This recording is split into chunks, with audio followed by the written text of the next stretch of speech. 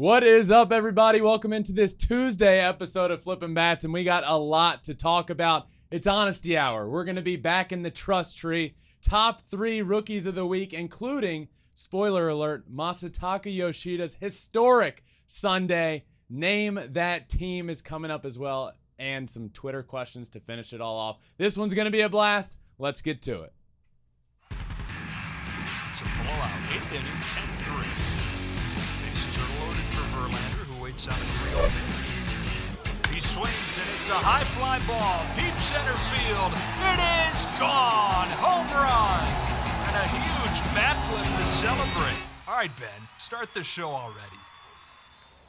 What is up, my friends? I am very excited for this episode, Alex, because I mentioned Name That Team is coming. Yeah. Something that I'm always excited to get to because it's fun, and it's something that challenges my brain and everyone listening's brain. But this week, we're switching it up a little bit. It's no longer outfield because we've pretty much run through every outfield. We have. And it's going to be starting rotations, 1 through 5 in the rotation, where they went to school or the country they were drafted out of. We'll get to that in a little while, but I'm excited. And you think you're going to get all of them, right? Someone said you're going to get all of them, or you're not. So today, yeah. This is always an interesting talking point because I always hear beforehand, oh, you're going to do well. I've heard everywhere from I'm going to get 1 to 3. So who knows what's going to happen. All right. But this is going to be more difficult, I think, with rotations. I don't know. We'll see when we get there. But as is the staple of Tuesday episodes, it's time to let's hop in the trust tree, my friends. It's Honesty Hour. We got something that needs to be talked about. And today, Alex, we need to talk about catchers. Why, you ask? Because catchers continue to be the most undervalued position, arguably, in all of sports. Certainly in baseball. I get tired of hearing about catchers' offensive numbers, right? If you look at a catcher, there's really probably 3 or 4 catchers in the league that hit above league average. That's not the catcher's sole job. It's to catch a pitching staff. It's to be the leader of the team, the leader of the defense. When a play's happening, the catcher is the only player that sees everything happening in that direction, out in front of them. So what we've seen over the last couple of years, I believe, is catchers continuing to be undervalued, especially guys like the first one that comes to mind, Martin Maldonado with the Astros. For years, we've seen him hit under 200 on the year, under the Mendoza line, and guess what? He continues to be a staple in that team, and I would argue one of the elite catchers, or just elite, as I labeled him earlier in the year, because of how good he is with that pitching staff. So we just needed to show catchers some love today. You know, it was important to do so because I feel like fans of the game will look at baseball, will look at a field and see, wow, the catcher's hitting 200. He must not be very good. But what they mean to a pitching staff as a whole. Look at the Minnesota Twins this year with Christian Vasquez. Now, signing a catcher, getting a guy there that they believe can be a staple catcher for their organization. Last year in team ERA, they were 19th. This year, they're up to 6th. Yes, they've added Pablo Lopez, who's been very good, but I truly believe having a good backstop that can call a good game, can catch a good game, and can lead and talk to a pitching staff is so huge for the game of baseball and huge for so many teams around the league. I've had this debate with numerous friends that are baseball fanatics, and it's crazy that we don't talk about it more, that a catcher is the heart and soul of the team. They're the ones who are calling the game and running the game with the pitcher. And I have talked to dozens of pitchers, whether they pitched a complete game. I've talked to pitchers after they threw no hitters. Every single pitcher thanks the catcher for calling such an incredible game. It is just as much the catcher's job as it is the pitcher's job to control the pace of the game, what is happening, and as you mentioned, seeing what is happening throughout the field and keeping the entire pitching staff comfortable with them and their pitches and calling the pitches throughout an at-bat. Like, it is crazy that we don't talk about it more, of how important they are to every single game. It is by far the hardest position on the field, and I have no problem saying that. It's the one position that I had never played in my entire life. I have never put on catcher's gear, ever. It hasn't happened.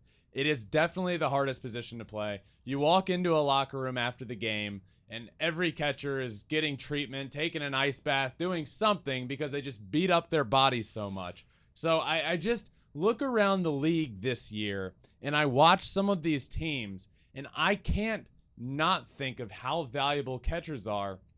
And this is what kind of brought this to light. And the reason that I wanted to talk about this is just because I feel like I watch games and I'm like, this catcher deserves so much credit, and you don't really talk about him a ton. And Sean Murphy, for example, the Braves' big pickup of the offseason. Last year with the Oakland A's, let's look at the hole he filled in Atlanta and the hole he left in Oakland. This year in Oakland, the A's have arguably the worst pitching numbers in the history of baseball. And is that all Sean Murphy's doing, that he's gone? Well, no. But he is now in Atlanta, and the Braves pitching staff is doing very well there. And having a catcher behind the plate that's known as a defensive guy, he can also hit. But those other catchers that the Braves have had, and Contreras and d'Arnaud, haven't necessarily been great defensive catchers or great guys at calling a game. And the rotation this year has been unbelievable. Cal Raleigh with the Mariners.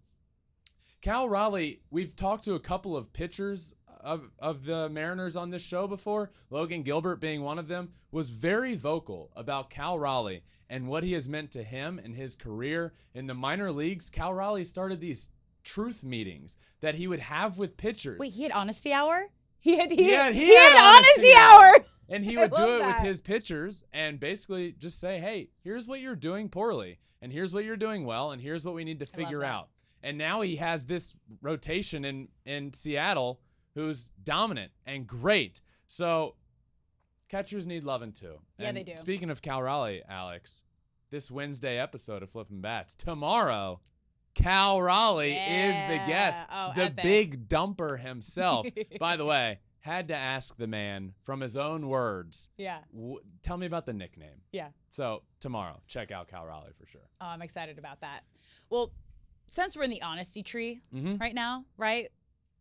You got something for me? Yeah, we got to be honest. Mad at me for something? No, we got to be honest about the Mariners. You were just talking about Cal, right? Catcher for the Mariners. They have not had the start to the season that we have expected. However, they did win the series against the Cardinals this past weekend.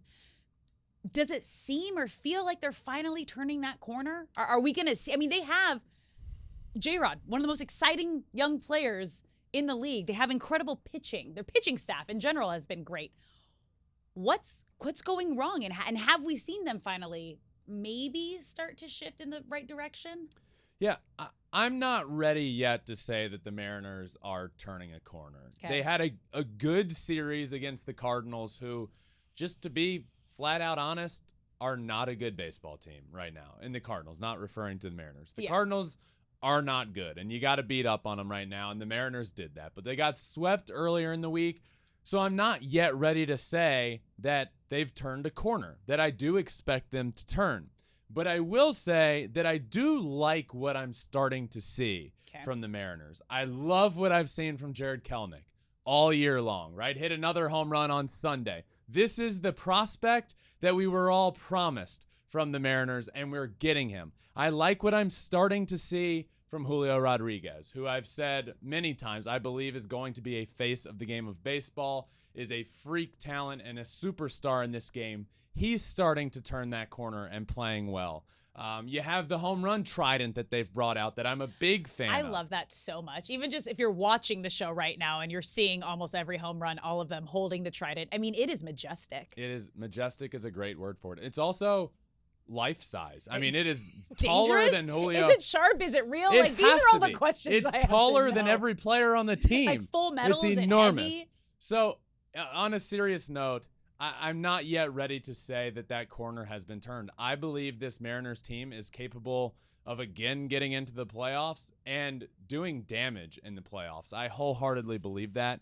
And they are not there yet. But with the rotation of Luis Castillo, who's been one of the best pitchers in the game of baseball this year, and Gilbert and George Kirby and Robbie Ray set to come back at some point, but he's been out so far. They're only going to get better.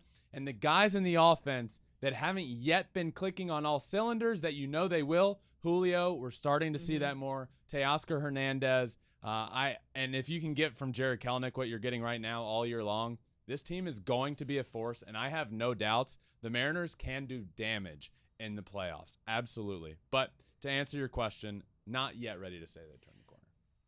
Which is kind of disappointing because they have all the pieces, and they have some of the most exciting pieces in the game. So but I hope it happens soon. Like, we all want it to happen soon.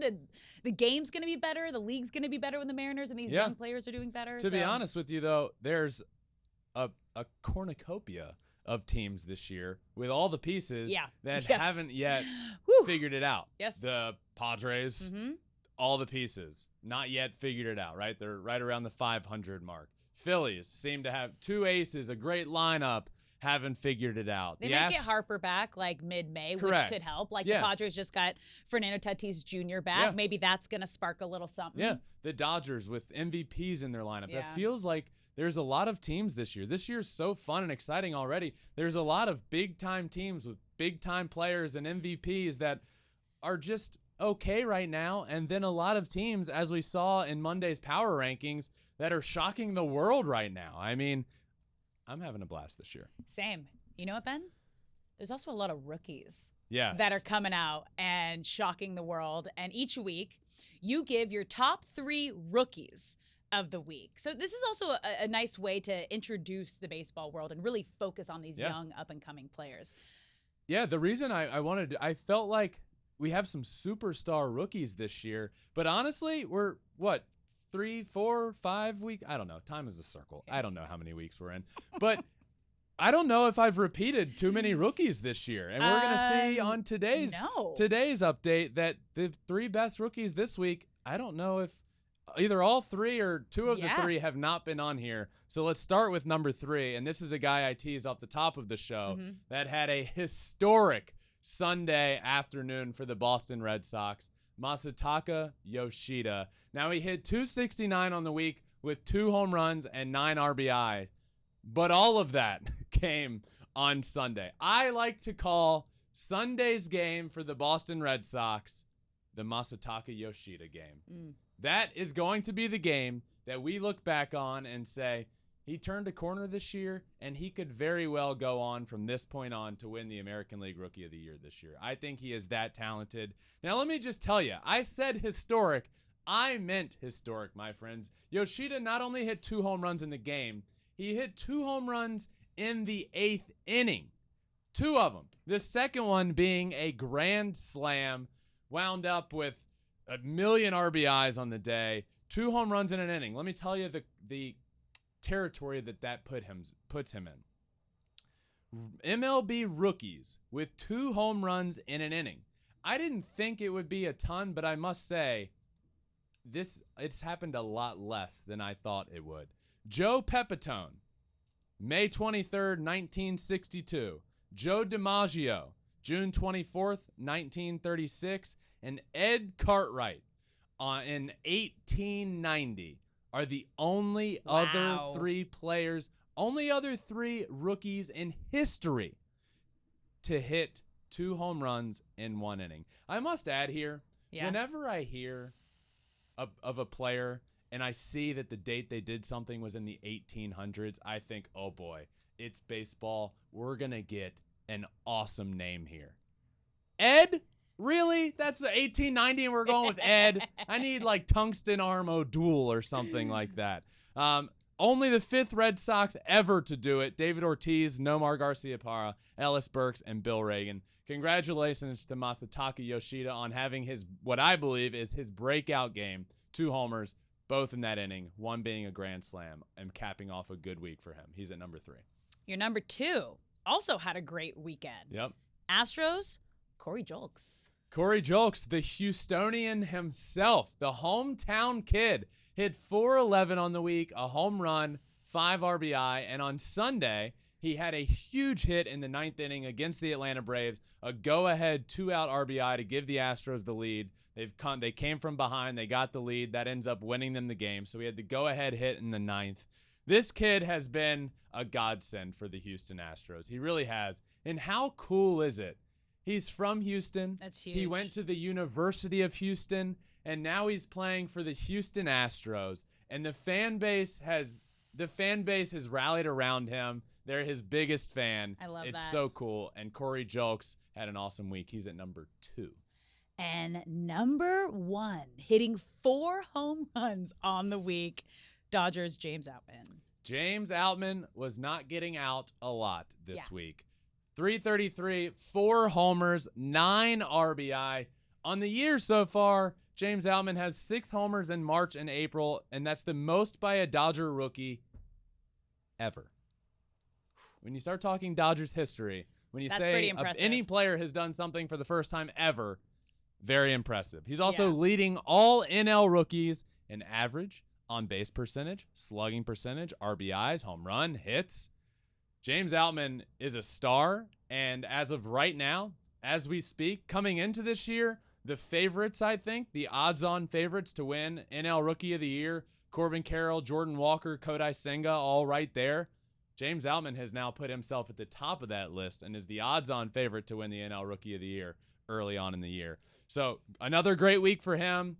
The Dodgers needed it. The Dodgers need it. They are not playing great baseball, and he's been a huge part of their offense so far this year. So shout out to these 3 rookies, Masataka Yoshida, Corey JULKS, and James Outman. Great week. Great week. You ready? I'm ready. Yeah. So, as I mentioned, name that team. But everyone listening, play along with me. Alex is going to we're on to starting rotation. Yeah, so we're mixing it up. We started with the infield, then we moved to the outfield. Now we're going to give you either this high school or college that this starting pitcher was drafted out of, or the country that they were signed out of. You're going to get 5 because you're getting the full starting rotation, and you got to name the team. I don't know how I'm going to be at this. I really don't. There are 5 players, yeah, but I think it's going to be a little more difficult. But maybe there will be one of the 5 that really sticks out that might help me. I don't know. We'll see. I don't know. We'll see. First try. Here we go. Are you ready? I'm ready. Let's do it. Team number 1. West Virginia University, LSU, University of Akron, Puerto Rico, and Japan.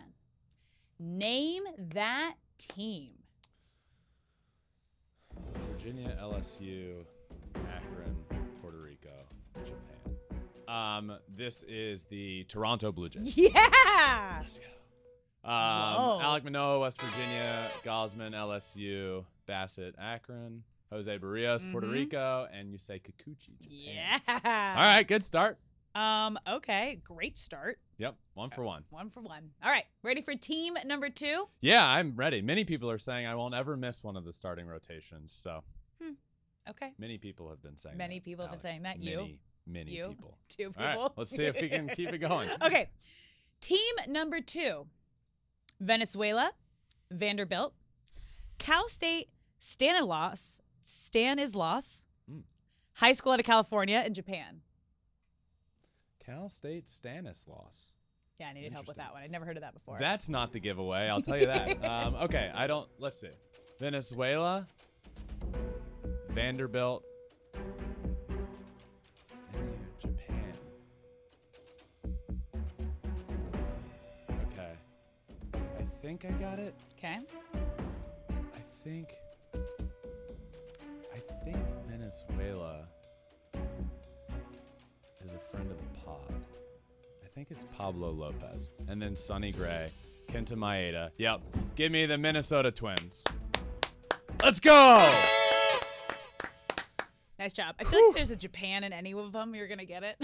Well, pitching staff is a little, there's definitely more Japanese pitchers, I believe. Yep. Okay, so it's not a super, not a dead giveaway. This one was Vanderbilt's never a giveaway because there's are so many Vanderbilt pitchers in baseball.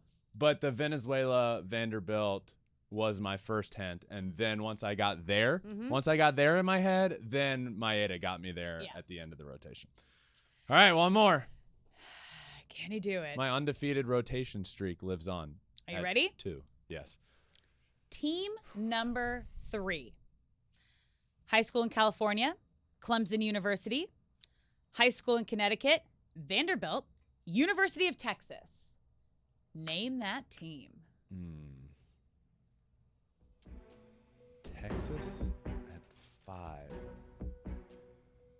4 Vanderbilt.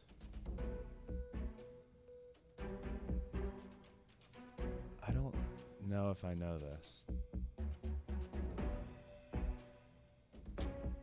Clemson at 2. High school out of California. Okay, I'm gonna guess.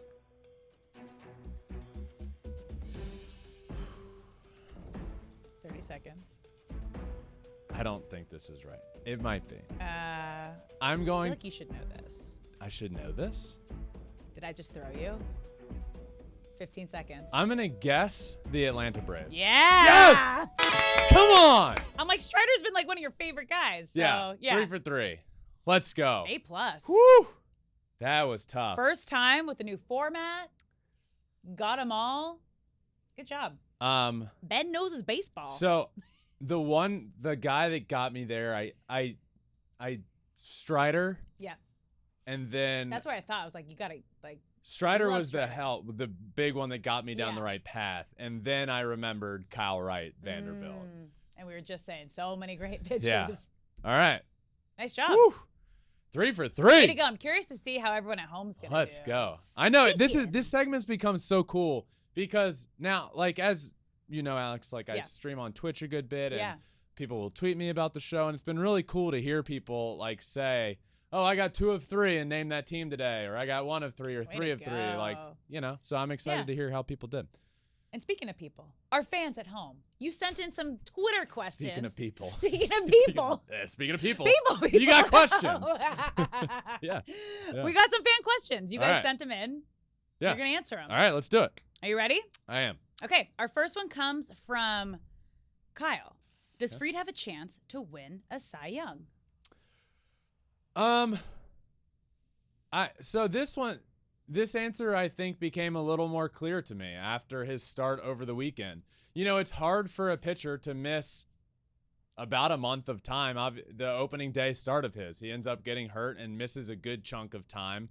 But look, when we look back at the end of the season, we'll be like, you know, there are pitchers that'll have missed the first month that it'll be like, oh yeah, I forgot he missed some time. Yeah. Max Fried hopefully being one of them. Justin hopefully being one of them. Like in the grand scheme of things, missing 3-4 weeks of the year isn't crazy. Yeah. And Max Fried came back and dominated a really good Houston Astros lineup on Saturday. And so for that reason, I would say yes, absolutely. I think he was already had a serious chance of winning this. He's probably in the top 5-ish odds of guys to win the Cy Young Award. I don't think that's the case right now, obviously, with him missing a bunch of time. But I absolutely believe that he can win a Cy Young Award. In fact, I picked his teammate and co-ace, Spencer Strider, to win the award, but Max Fried was another guy that I went long and hard thinking about that could possibly win the award. So a little bit of a setback, his injury, but not the end-all, be-all. The answer is yes, he absolutely can. Good question. That was a good question. Also exciting to have like 2 potential Cy Young candidates on your staff. Yeah. That's when you know you're great. Always Okay. helpful. On to our next question. This one is from You Can't Stop the Waves. Oh.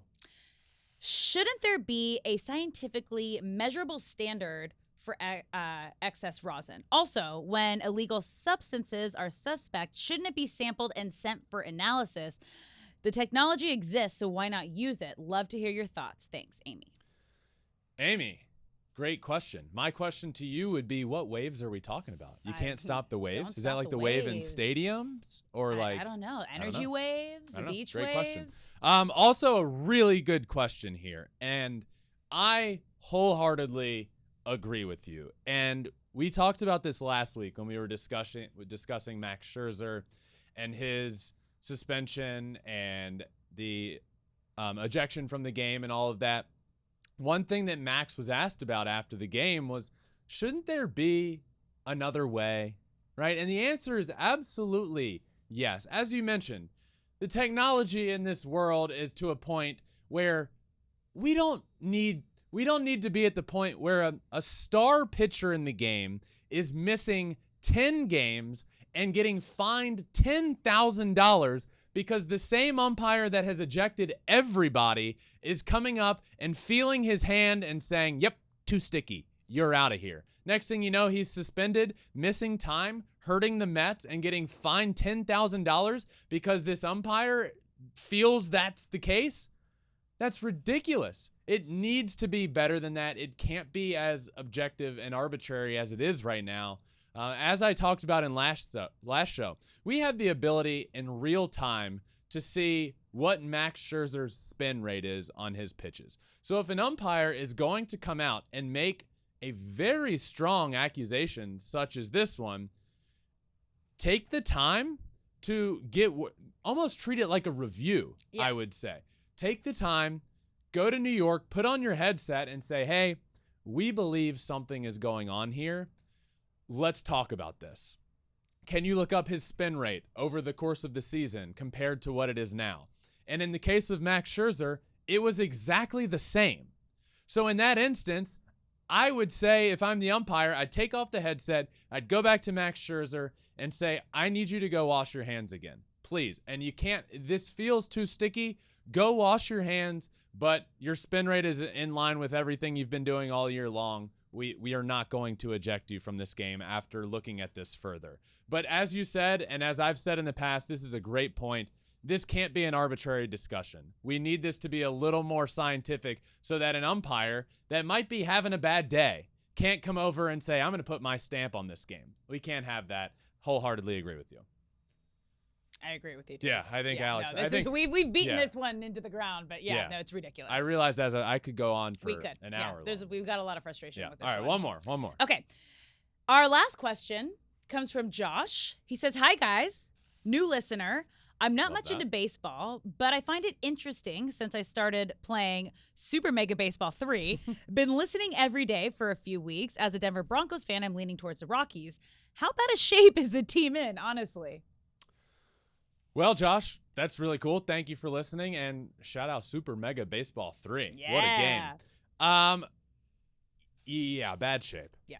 It's not good. And the shape that they got themselves in, I don't know how long you've been trying to become a fan of the Rockies or how new to baseball you are, but if it's within the last 2 years, you missed the best player, one of the best players in franchise history. And if he had stayed there his whole career, could have certainly gone down as, if not the best, top 3 player in Rockies history. Nolan Arenado just got shipped out of town for nothing. And in fact, they sent the Cardinals $50 million to take him. And you might be saying, well, why would they do that? And that is a great question. And that is why the Rockies are not in good shape right now. They've tried to get back in the right direction, signing Chris Bryant to that deal and saying, here's our superstar, we're going to build around him.